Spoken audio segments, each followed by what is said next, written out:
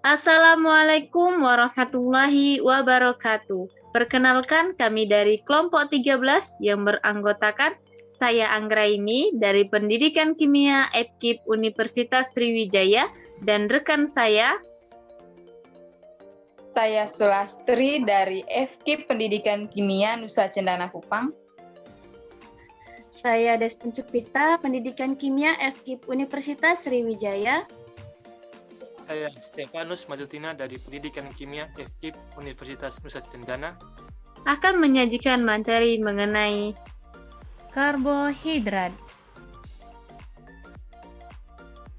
Tujuan pembelajaran: mahasiswa mampu mengkaji implikasi karbohidrat dalam kehidupan sehari-hari.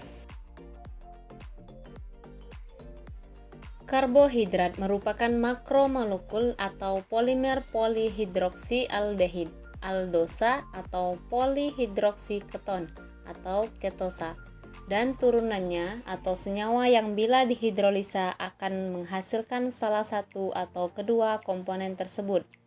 Senyawa karbohidrat menyumbangkan 70-80% sumber energi untuk aktivitas manusia.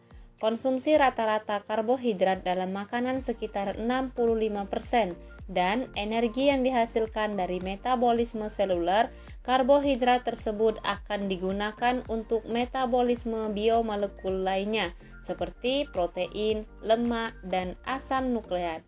Selain itu, lebih dari 90% komponen penyusun tumbuhan kering adalah karbohidrat.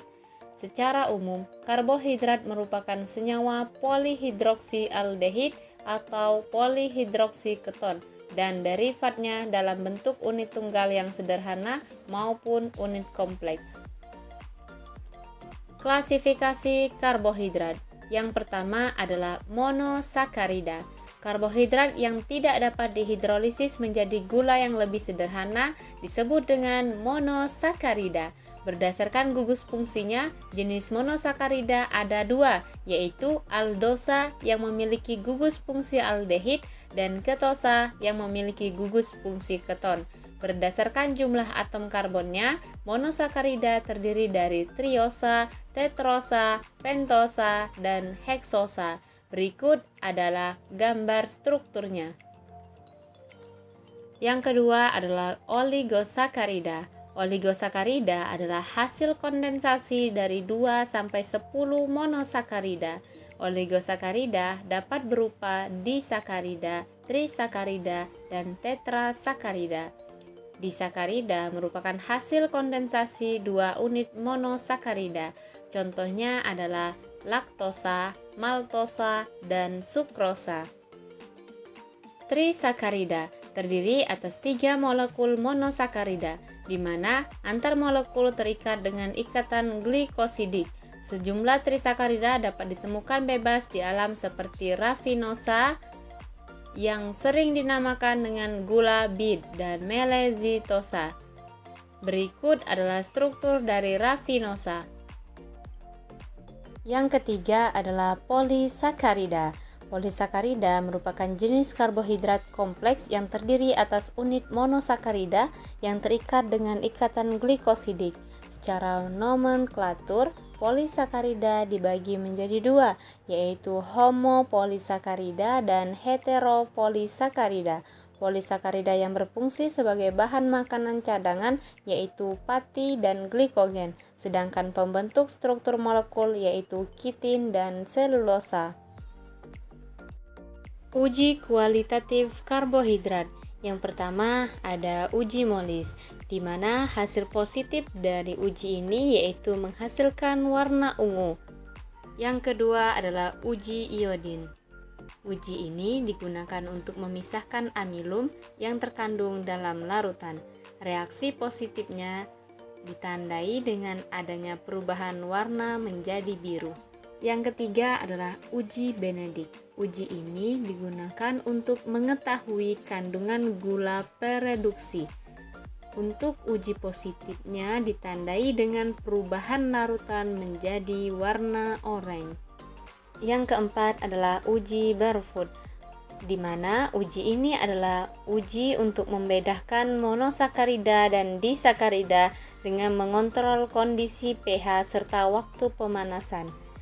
Yang kelima adalah uji Seliwanov. Uji ini adalah sebuah uji kimia yang membedakan antara gula aldose dan ketosa, di mana pada uji ini didasarkan pada fakta bahwa ketika dipanaskan, ketosa lebih cepat terdehidrasi daripada aldosa. Objek atau sampel yang digunakan pertama beras, jagung, kentang, dan singkong. Yang pertama, beras. Beras merupakan makanan pokok kehidupan sehari-hari masyarakat Indonesia.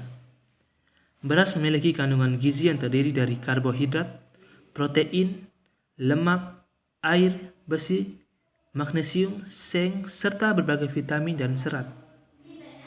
Menurut Direktorat Gizi Departemen Kesehatan Republik Indonesia, kandungan karbohidrat yang terdapat pada beras yakni 79 gram dengan kandungan energi sebesar 360 kalori.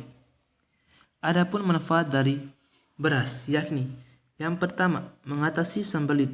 Yang kedua, mengurangi risiko kanker usus karena serat yang terkandung dapat mengikat bahan karsinogenik. Yang ketiga, dapat menghambat terjadinya diabetes dan mencegah penyakit jantung. Yang keempat, mampu sebagai penurun kadar trigliserida serum. Yang kelima, mampu menurunkan risiko kanker adeoma dalam usus. Adapun gula penyusun karbohidrat pada beras yakni paling banyak terdapat adalah polisakarida, monosakarida, dan glukosa. Jagung. Kandungan utama dalam kalori jagung adalah karbohidrat. Nah, karbohidrat utama dari bahan pangan ini adalah pati dan gula. Sebagian besar gula pada jagung adalah sukrosa. Meskipun ada gula dalam jagung manis, sumber karbohidrat yang satu ini memiliki indeks glikemik yang rendah. Dikutip dari Verywell Fit, indeks glikemik jagung berkisar antara 56 hingga 69,2. Adapun kandungan zat gizi dari jagung per 100 gram yang dilansir dari Direktorat Gizi Departemen Kesehatan Republik Indonesia, kandungan dari karbohidratnya sebesar 73,7 gram. Kemudian kentang. Seperti dilansir dari Kementerian Kesehatan Republik Indonesia, dalam 100 gram kentang terdapat 62 kalori, protein sebesar 2,1 gram, lemak sebesar 0,2 gram, karbohidrat 13,5 gram, dan serat 0,5 gram. Dilansir dari Heartline, kentang terdiri dari karbohidrat terutama dalam bentuk pati. Selain itu, karbohidrat dalam kentang terdiri dari gula sederhana seperti sukrosa, glukosa, dan fruktosa. Karena kandungan patinya yang cukup tinggi, kentang memiliki indeks glikemik tinggi yaitu 59.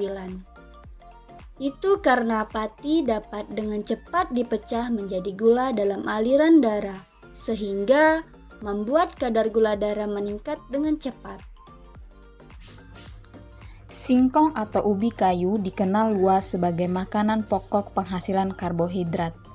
Menurut PTP 2008, umbi singkong banyak mengandung glukosa paling sedikit 20 mg HCN per kilogram. Umbi singkong juga merupakan umbi yang paling banyak dikonsumsi di masyarakat Indonesia.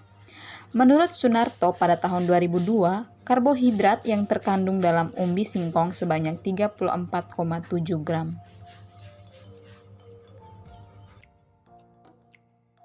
Kesimpulan, karbohidrat adalah zat gizi yang berfungsi sebagai sumber energi untuk tubuh.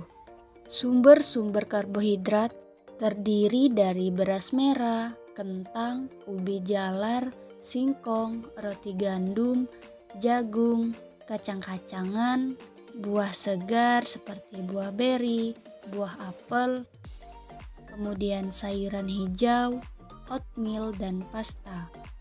Bahan makanan yang mengandung karbohidrat dapat dibuktikan yang mengandung karbohidrat akan berubah warna menjadi warna ungu atau biru setelah ditetesi larutan iodium. Bahan-bahan makanan yang mengandung karbohidrat adalah pisang, nasi, biskuit, tepung terigu, dan kentang. Bahan-bahan lain yang setelah ditetesi iodium dan tidak mengalami perubahan warna menjadi ungu atau biru berarti tidak mengandung karbohidrat, yaitu apel, putih telur rebus, tahu putih, margarin, dan gula pasir. Adapun jenis uji yang dapat mendeteksi adanya karbohidrat dalam makanan yaitu uji Mollis, uji Seliwanov, uji Benedict, uji iodin, uji Barfoed, dan uji Fehling. Penggolongan karbohidrat berdasarkan unit gulanya yaitu monosakarida, oligosakarida, dan polisakarida.